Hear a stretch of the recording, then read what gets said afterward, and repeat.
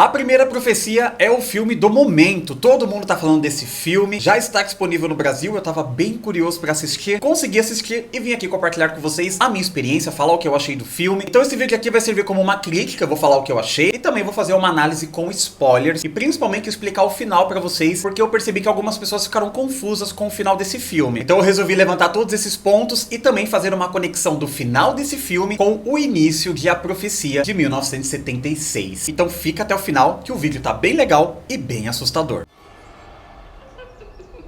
It's all for you. Eu sou o Gabriel, esse é o canal Videoterapia. Se você é novo por aqui, se inscreva agora mesmo, que será bem legal ter você conosco. Deixe o seu like no início do vídeo, que ajuda bastante a impulsionar o conteúdo. Desde que esse filme foi anunciado, eu estava bem curioso pro projeto. Curioso e preocupado, porque a gente sabe que essa coisa de prequela pra contar a história de origem raramente dá certo. Nós tivemos o boom de filmes de origem no início dos anos 2000. Quem viveu essa época sabe, né? O tanto de filme de origem que nós tivemos, tentando explicar a origem de algum vilão, a origem de alguma história, e raramente essas histórias eram interessantes e meio que não faziam sentido, porque a graça era o mistério dessas histórias. Mas em algumas ocasiões isso dá certo, e é o caso de A Primeira Profecia. Deu muito certo. Parece que esse filme aqui realmente ele foi pensado lá em meados dos anos 70, antes de ter feito o primeiro filme, porque é tudo muito bem feito. A franquia A Profecia teve início na literatura com o lançamento do livro chamado A Profecia, e meses depois do lançamento, com sucesso de vendas, ele já foi adaptado para o cinema, e aí foi lançado ainda em 1976, chegando na maior parte do mundo em 1977. Esse filme fez muito sucesso na época de lançamento, porque ali nos anos 70, nós estávamos naquela histeria demoníaca, então todo mundo falava disso, de possessão por conta de O Exorcista, então era um assunto que estava muito em alta. E esse primeiro filme, ele tem um terror mais psicológico, ele não é tão gráfico, ele tem ali as suas cenas, né, que são marcantes, é trabalhado de uma forma mais psicológica, porque tem aquele garotinho, falam que ele é o anticristo, mas será que ele é mesmo, ou ele é apenas uma criança? Só que coisas estranhas começam a acontecer. Confesso pra vocês que o meu filme favorito dessa franquia é o primeiro. Maravilhoso, uma verdadeira obra do cinema. Não gosto muito das sequências, embora tenha uma cena ou outra das sequências que são interessantes, mas eu acho que o primeiro filme ele é tão interessante, tão completo, e aquele mistério do tipo, o que será que vai acontecer com esse garoto quando ele crescer? Eu acho mais legal o mistério do que a gente realmente saber o que acontece quando ele cresce, que é o que a gente acompanha em A Profecia 3, por exemplo. Então, com o sucesso desse primeiro filme, que 76 é claro que teria uma continuação, em 1978 chegou aos cinemas Damien, A Profecia 2, e né, já não conseguiu repetir aquele mesmo sucesso do primeiro filme, mas ainda assim, né, tinha uma legião de fãs ali que estavam acompanhando, fez um relativo sucesso ali dentro do nicho, e depois, em 1981, chegou aos cinemas A Profecia 3, O Conflito Final. Em 1991, essa franquia ela foi renascida, A Profecia 4, O Renascimento. E esse daqui, ele não foi para os cinemas, ele foi direto pra televisão. E essa franquia ficou adormecida por muito tempo, até que em 2006, por conta daquela onda de remakes que estavam acontecendo, de filmes antigos e não sei o que, nós tivemos também o remake de A Profecia, que foi massacrado pela crítica, porém, ele foi responsável por apresentar a profecia para pessoas como eu, que não conhecia os filmes lá dos anos 70 e dos anos 80. Muitas pessoas falam, ai, mas é uma porcaria, o filme é ruim, não sei o que. É, mas ainda assim, ele foi responsável por apresentar esta franquia que estava adormecida há muito tempo para uma galera mais jovem que estava ali conhecendo o cinema, e foi o meu caso. E pode ser também o seu caso, coloca aqui nos comentários se você conheceu essa franquia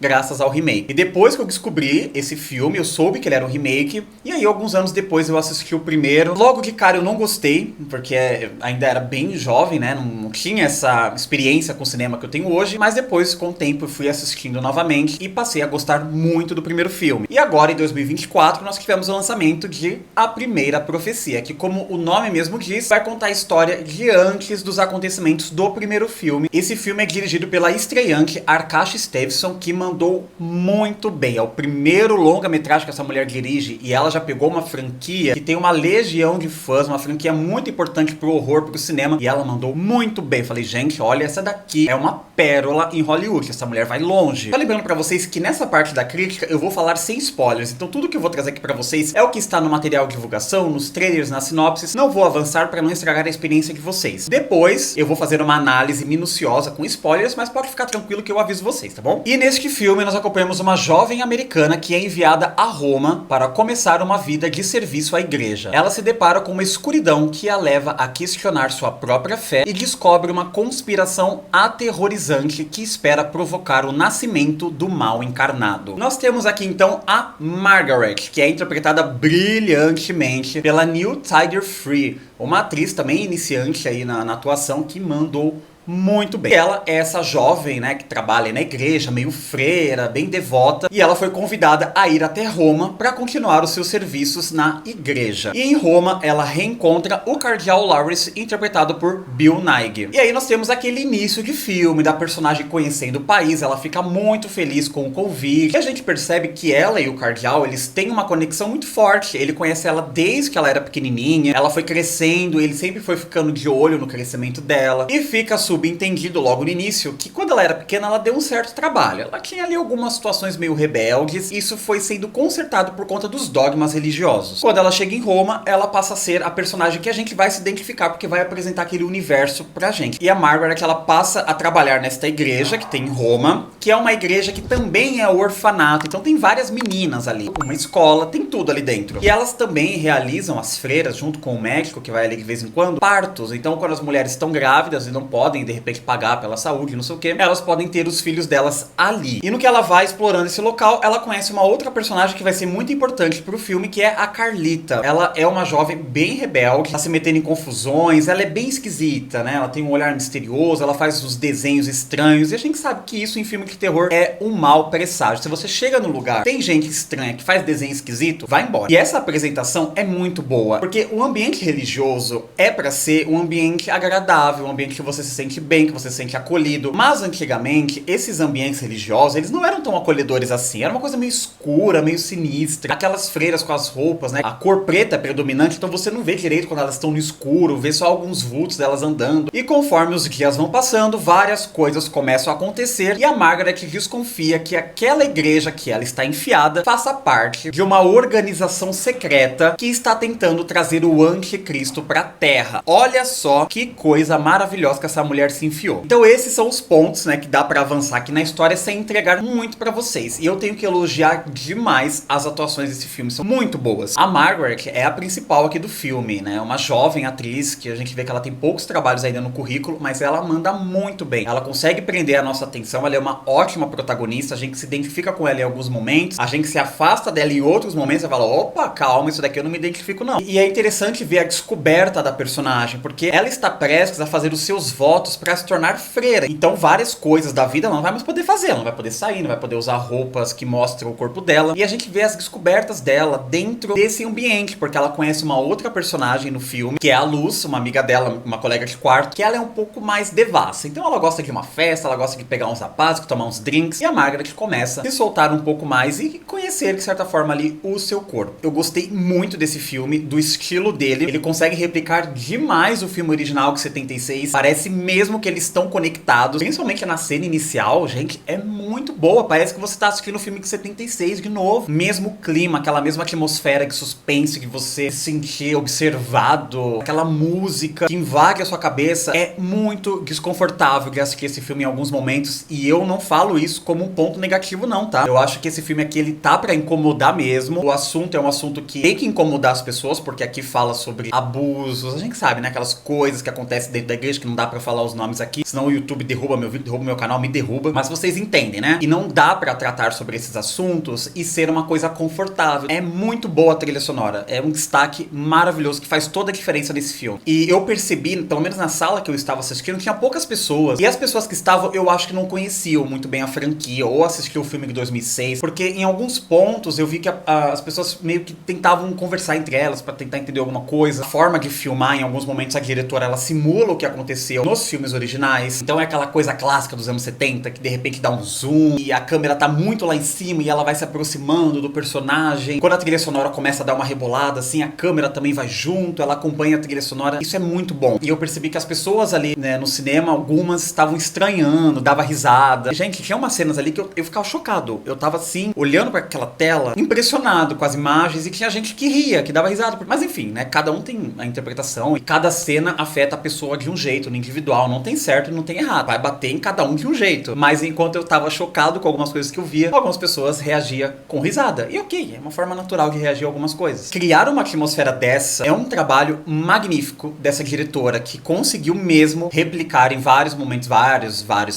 momentos mesmo, essa atmosfera pelo menos da trilogia original. Uma coisa que aconteceu comigo enquanto eu assisti esse filme, que é difícil acontecer enquanto eu tô assistindo um filme, e quando isso acontece é porque eu gostei da experiência, é que eu não quero que o filme acabe. Eu dou graças a Deus, é até interessante falar de Deus enquanto a gente tá gravando isso, porque esse filme aqui é bem blasfêmico. Eu gosto do filme e ele não acaba no momento que eu acho que ele vai acabar. Tem vários momentos aqui que você acha que o filme vai dar um fade out e vai subir os créditos. Ainda bem que não acontece. Vamos continuar essa história, que eu quero mais. Eu quero mais. Quando ele termina, eu falo, agora pode terminar, porque eu realmente tive tudo. Esse filme, ele entrega respostas que eu não sabia que eu precisava pra franquia. Complementa a experiência daquilo que você já gostava. Isso é genial. E de preferência assistam no cinema. Aquela tela gigantesca, aquele som alto, aquela sala escurinha, sabe? Só você e o filme, sem interferência de celular. Pelo menos, né? Você não vai usar o celular, mas sempre tem um outro que estraga a experiência de todo mundo com a luz do celular. Que quando você sai da sala de cinema, que você vê aquela claridade do shopping, você parece sai assim de um buraco. Quando esse filme sair pra home video, eu vou assistir ele várias vezes, que eu quero pegar outras referências. Mas tem alguns pontos que eu vi que as imagens elas se complementam e formam alguns rostos na tela. Tem um que eu tenho certeza que eu vi, que era uma parte que a Margaret ela vai rezar ali, e tem um círculo assim de velas que cobre, e em cima tem duas luminárias, duas lâmpadas. Pra mim formou um rosto ali, com os dentes, algo bem demoníaco. Algumas formas que surgem na tela, principalmente por conta das roupas das freiras. Eu acho sinistro. Eu sei que é algo sagrado, que tem a sua importância, né, na história do cristianismo. Eu entendo, respeito, mas eu tenho medo. Eu tenho medo das roupas, elas serem muito sérias. Isso me assusta. E não deve ser só a mim, é claro, porque senão nós não teríamos uma grande vilã do cinema atual, que é a Valak, do Invocaverso, que assusta muita gente. Então esse filme ele também brinca com essas silhuetas das roupas das freiras, que às vezes aparece lá no fundo, aí você não sabe se é uma freira, se é um fantasma, se é o demônio. Tem algumas coisas no roteiro que não me agradaram muito, como algumas facilidades, né? Você vê que ali naquele momento da resolução do problema, coisas são bem facilitadas. Tem umas conveniências que você fala, meu, é muita sorte. É muita sorte de quem tá bolando essa conspiração toda, quem tá por trás, ter garantido que esse personagem estaria aqui, nesse exato momento, e fazendo exatamente o que a pessoa que planejou isso queria que ele fizesse. Então assim, tem umas conveniências que é contar muito com a sorte pra acontecer. A gente sabe que na vida real não acontece, mas nem um pouco isso me afastou da obra, porque como um todo, ela te fecha nesse universo e você fica preso dentro de A Primeira Profecia. E não posso deixar de falar que nós temos aqui uma brasileira no elenco desse filme. Não só uma brasileira, como a brasileira. A nossa querida Sônia Braga aqui interpreta a irmã Silva. E ela dá medo. No olhar,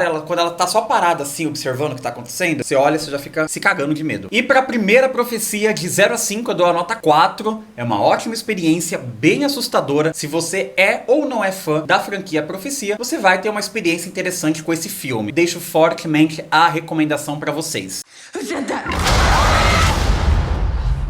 Essa então foi a minha crítica do filme, a minha análise sem spoilers, e agora eu vou falar alguns pontos que eu observei na obra, e principalmente a conexão do final desse filme com o início de A Profecia de 1976, e agora teremos, é claro, uma enxurrada de spoilers. Bom, como vocês viram então na parte sem spoilers, nós temos aqui a personagem principal, a Margaret, que ela vai conduzir a trama. Então a gente vai acompanhar a trama através da visão dela. Ela é a narradora. E ela chega em Roma e ela já se encontra com o Cardeal Lawrence, e ela tem uma confiança muito grande nele, o que é um grande erro, porque o Cardeal Lawrence, ele é meio que o líder, né? Ele faz parte, muitos anos, dessa organização secreta que acontece nessa igreja. Nesse filme também tem um personagem que é importante para a franquia Profecia, que é o Padre Brennan. Foi ele que tentou alertar o embaixador Robert Thorne lá no primeiro filme, né? E aqui ele também é um personagem que está investigando sobre o anticristo, sobre essa organização secreta. Claro que aqui ele é interpretado por outro ator, eles não tentaram recriar digitalmente o ator lá dos anos 70, e aqui ele é interpretado pelo Ralph Ineson, que tem uma voz tão sinistra, quem assistiu A Bruxa vai lembrar dele. Esse padre, ele foi afastado dessa igreja, porque ele começou a ter umas ideias estranhas sobre teoria da conspiração, então afastaram o cara. E tem um determinado momento do filme que ele vai ter um encontro com a Margaret, que ele vai falar, olha, tá acontecendo alguma coisa estranha nessa igreja, a Carlita tem alguma coisa a ver com isso, e nisso ela acha meio bizarro, né, isso, do nada esse cara surge, Gertrude começa a falar sobre essas coisas, mas ela começa a perceber um comportamento estranho da Carlita, que já é meio esquisita. Percebe que essas freiras, elas têm um cuidado diferenciado com a Carlita. E tem uma outra freira, que inclusive ela está no material de marketing, que é a irmã Angélica, e ela é meio esquisita. E ela anda muito com a Carlita, você vê que elas às vezes se beijam, né? E ela é aquela personagem que a gente viu no trailer, em algum material aí de divulgação, e acaba tirando a própria vida queimada, que também é uma característica da franquia, essa coisa de alguém cometer esse ato contra a própria vida, né? Que eu não posso falar o nome aqui porque é YouTube. E é uma cena muito icônica e memorável que acontece assim à luz do dia lá no meio do orfanato. Depois que o padre Brennan falou esses negócios pra Margaret, ela começou a reparar mais no que tá acontecendo ali e tal. E pior do que isso, ela começou a ter algumas visões estranhas. Isso ela já tinha quando ela era jovem, ela já tinha algumas visões. E a Carlita também tem isso. Então o padre Brennan, ele fala pra ela que existem dois tipos de igreja. Existe a igreja que espalha a palavra, que fala de Deus, que está ali pra proteger as pessoas, pra abraçar os necessitados, né? E existe um outro tipo de igreja, que é a igreja que a Margaret trabalha, que está cultivando o caos. Na cabeça desses líderes dessas igrejas que estão cultivando o caos, se você espalha o caos no planeta, as pessoas vão procurar a igreja. Então, esse período que o filme se passa, as pessoas estão perdendo a fé na igreja católica, então não estão mais frequentando a igreja, os tempos estão ficando modernos. Logo, eles precisam dar um jeito para fazer as pessoas voltarem a ter fé em Deus e a frequentar a igreja. Vamos colocar um anticristo na Terra, que aí ele vai começar a tocar o terror, as pessoas vão ficar com medo e vão procurar quem? A igreja. E o cardeal e essas outras freiras mais velhas sabem do que tá rolando. Tem um momento que a Margaret, ela sai pra curtir uma noitada ali com a sua amiga Luz. E elas conhecem dois garotos numa festa. E aí elas estão ali conversando com esses caras, começa aquele charme, aquela malemolência, elas acabam ficando com eles. E a Margaret acaba gostando bastante desse carinha que ela conheceu. Aí tem um momento ali que ela pede o drink que tá na mão dele e fala: ah, que é isso que você tá tomando? Me dá um pouquinho também. E ela começa a tomar, dá aquele fade out na cabeça dela. Ela acorda no dia seguinte, toda acabada, né, com aquela cara de ressaca. E a amiga dela falou: é isso mesmo que aconteceu, viu? Você bebeu muito, te trouxe pra cá, mas eu fui uma ótima amiga. Eu, quando tava assistindo esse filme, eu falei: aconteceu alguma coisa com ela nessa noitada, porque ela apagou de um jeito muito estranho. Ela apagou, acordou aí, será que aquele cara se aproveitou dela? Será que ele cometeu algum crime? Daqui a pouco eu vou falar, segura aí. E o padre Brennan, ele sabe que dentro dessa igreja tem alguns arquivos que podem comprovar essa teoria que ele tem. Ele pede pra Margaret roubar esses arquivos. Ela consegue ter acesso a esses arquivos, então ela vê que realmente está rolando essa conspiração lá dentro. E eles estão fazendo alguns experimentos com mulheres. E essas mulheres, elas eram drogadas e elas tinham relação com o chacal. O que é o chacal? O chacal é uma criatura, né, uma besta, que representa exatamente o diabo mesmo. Então essa criatura, o chacal, abusava dessas mulheres e dali nascia uma criança.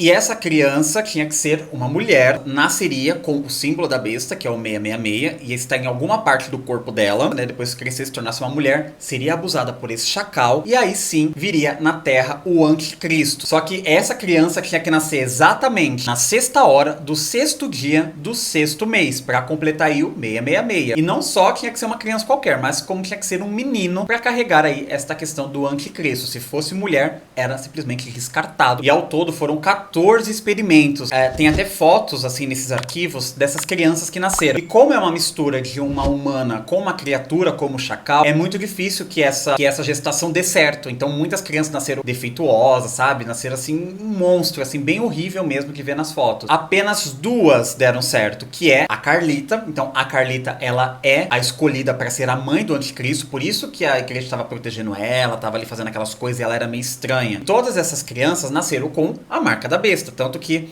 nas fotos a gente vê onde está a marca em cada uma dessas crianças. E tem uma foto que estava perdida ali no meio de uns arquivos, que o padre Brennan já tinha tido acesso a essa foto antes da Margaret conseguir os arquivos. Uma foto de uma criança, né, de uma menininha, com alguns membros aí dessa organização. O padre Brennan acreditava que essa foto era da Carlita, então aquela foto representava que a Carlita era essa menina. Ele não sabia que já tinham feito esse experimento 14 vezes com outras crianças e outras mulheres. Ele achava que era apenas com a Carlita e que ela era a única opção para que isso acontecesse. Claro que nesse meio tempo, eu tô resumindo para vocês, mas acontece várias coisas. Ela é atacada, ela fica presa também naquele quarto do castigo. O padre Gabriel, né, meu xará, e ele também ajuda ela. Então ele sabe que tá rolando alguma coisa e ele está junto com o padre Brennan. Os dois ali estão tentando resolver esse caso. E agora a Margaret também. Então ela consegue sair daquela igreja, ela leva os arquivos e eles começam a analisar para tentar descobrir o que tá rolando. E o padre Brennan fica chocado ao ver que isso já foi feito várias vezes, que várias crianças já morreram. E o nome desse processo é Tiana. Então é uma forma que eles usaram para colocar um código nisso que estava rolando. Então tem a Tiana 1 até a 14ª. E todas elas foram os experimentos que foram feitos aí com esse chacal e uma humana. Só que aí nessa pesquisa, a Margaret descobre uma coisa bem interessante. Ela pega uma lupa para olhar a foto daquele bebezinho que o padre já tinha e ela vê que a marca da besta nesse bebê tá em outro lugar. Tá aqui próximo da testa. E a marca da Carlita é dentro da boca. Que ela conseguiu ver no momento que ela gritou, ela viu a marca dentro da boca. Então aquele bebê não é a Carlita. E é um bebê normal. Ou seja, aquele experimento podia ser feito tanto com a Carlita quanto com essa outra bebê. Mas quem é essa criança? É a própria Margaret. Pois é, eu já desconfiava disso, tá, gente? Eu vou contar pra vocês que quando ela começou a falar que ela tinha as visões parecidas com a da Carlita, eu falei, eu acho que ela também faz parte disso. Por isso que o cardeal estava protegendo ela desde a infância, porque ela já estava designada a ser a mãe do anticristo. E de fato ela é essa criança. Ela passa a mão assim na cabeça e vê que ela tem essa marca. Só que aí vem a pior parte disso. Ela já está grávida do chacal. Por quê? Naquela noite que ela saiu pra beber com a sua amiguinha, que ela falou que se divertiu e tal, quando deu aquele fade out na cabeça dela, ela foi levada pra igreja. O subsolo da igreja tem aonde o chacal mora, né? E ele é uma criatura muito horrorosa. Não mostra, mas às vezes mostra alguns pedaços dele assim. E ele abusou dela. Logo em seguida, ela saiu de lá, né? Ela tava drogada. E depois ela foi pro quarto dela e achou que ela apenas teve uma noite de bebedeira. Então ela está grávida do chacal, ela está com o anticristo dentro dela. E ela fica desesperada, só que essa organização começa a ir atrás dela, do padre, de todo mundo que tá envolvido tentando combater. Ela já entra ali no trabalho de parto, próximo do horário que precisa acontecer, que é o 6º horário, do 6º dia, do 6º mês. É uma gestação muito rápida, né? Afinal de contas, é de uma criatura. Essas pessoas pegam ela, levam pra aquela parte ali do subterrâneo da igreja, começam a fazer o parto, e aí eles descobrem que ela tá grávida de gêmeos. E aí o primeiro que eles veem o sexo da criança é uma menina. Aí já fica todo mundo preocupado, porque pra ser o anticristo tem que ser um menino. Aí eles falam, olha o outro bebê. É um menino. Aí todo mundo fica feliz,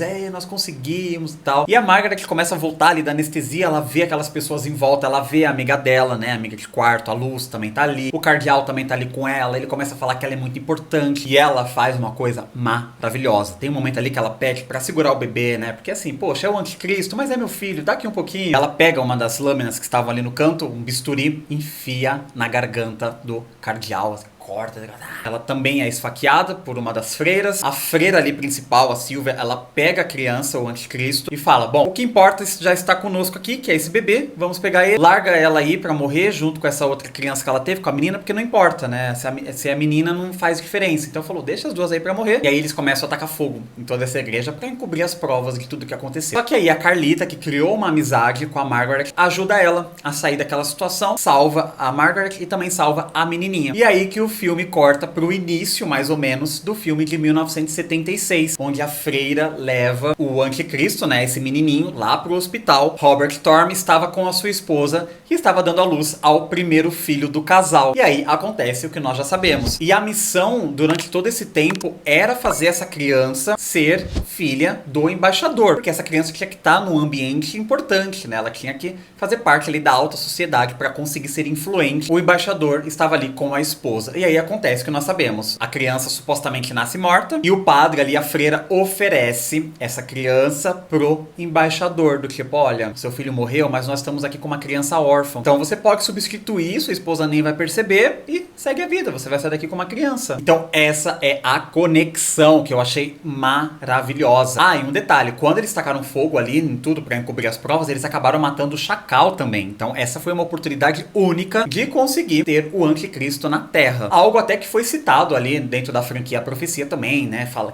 desse chacal. Na franquia, a gente acha que o Damien, ele nasceu, que é o menininho, ele nasceu apenas do chacal. Não que precisava de uma mulher pra isso, mas aqui a gente entende que sim, precisava de uma mulher com a marca ali da besta. E aí corta, 5 anos depois, a Elizabeth, a Carlita e a menininha. Elas ficaram juntas, elas formaram uma família, estão morando ali numa casa bem afastada, e a menininha cresceu, tá ali super saudável, com 5 anos, muito bonitinha, super feliz. E aí o padre Bran chega até lá e fala, olha, toma cuidado, porque era pra você ter morrido, eles sabem que você está viva e vão vir atrás de vocês, principalmente da garota, que essa garota não podia estar viva. E ele fala pra ela, olha, o seu filho está com o embaixador dos Estados Unidos, o nome dele é Damien, ele já tem 5 anos, é uma criança saudável, e eu gostei disso porque o filme, ele faz essa conexão com a franquia que a gente conhece, mas ele também deixa um gancho pra uma sequência e não necessariamente vai precisar reviver o que nós já sabemos da história do Damien. caminho, porque agora nós temos uma outra personagem, a irmã gêmea dele. Então podemos ter uma outra franquia paralela a essa acontecendo sem a intervenção dos fatos que nós já vimos na franquia original. Eu gostei muito desse caminho que eles deixaram em aberto. E essa é a primeira profecia, que explica de um jeito muito legal, muito criativo, tudo que nós conhecemos da franquia